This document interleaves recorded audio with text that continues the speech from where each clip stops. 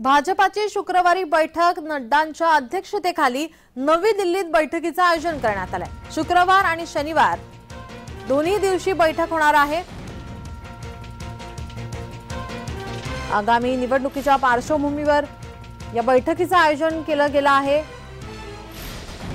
निवडणुकी संदर्भात या बैठकीत चर्चा होण्याची शक्यता आहे।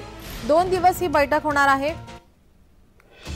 जेपी नड्डा यांच्या अध्यक्षतेखाली या बैठकीचं आयोजन करण्यात आलंय। नवी दिल्लीत ही बैठक होणार आहे। आपले प्रतिनिधी मनोज दायकर आपल्यासोबत फोन लाईन वरून जोडलेत। मनोज, काय अधिकची माहिती? नक्कीच नीलम, आपण बघितलं आज दिल्लीत भाजप पक्षाकडून बैठक बोलवण्यात आलेली आहे। भाजप पक्षाचे राष्ट्रीय अध्यक्ष जेपी नड्डा यांच्या अध्यक्षतेखाली ही बैठक बोलवण्यात आलेली आहे।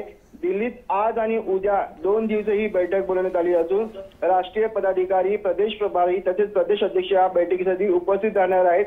आणि आपण बघितलं या बैठकीमध्ये आगामी लोकसभा निवडणुकी संदर्भात चर्चा केली जाणार आहे। यंदा लोकसभेमध्ये कसा भाजपचा झेंडा हा फडकवू शकतो आणि पुन्हा पंतप्रधान पदासाठी नरेंद्र मोदी यांना आपण खुर्चीवरती बसू शकतो यासाठी चर्चा केली जाणार आहे। तसंच आपण बघितलं सर्व आघाडींच्या कामाबाबत देखील या बैठकीमध्ये चर्चा केली जाणार आहे। कशा प्रकारे सर्व आघाड्या काम करत आहेत, निवडणुकीसाठी कशा प्रकारे त्यांच्याकडे तयारी केली जात आहे आणि या संदर्भात देखील या बैठकीमध्ये सर्व आघाडी संदर्भात चर्चा केली जाणार आहे। तसंच आपण बघितलं तर विधानसभा निवडणुकी संदर्भात देखील आढावा या बैठकीमध्ये घेतला जाणार आहे। कारण की आपण बघितलं लोकसभा निवडणूक वाटोपाठ विधानसभाच्या निवडणुका देखील लागणार आणि त्या संदर्भात देखील या बैठकीमध्ये चर्चा केली जाणार आहे। आणि आपण बघितलं अत्यंत महत्त्वाची बैठक ही दिल्ली येथे पार पडत आहे। 2 दिवस ही बैठक पार पडत असून जेपी नड्डा यांच्या अध्यक्षतेखाली ही बैठक पार पडत आहे। आणि आपण बघितलं एकंदरीत निवडणुकीच्या संदर्भात या बैठकीमध्ये सर्व चर्चा केली जाणार आहे आणि एकच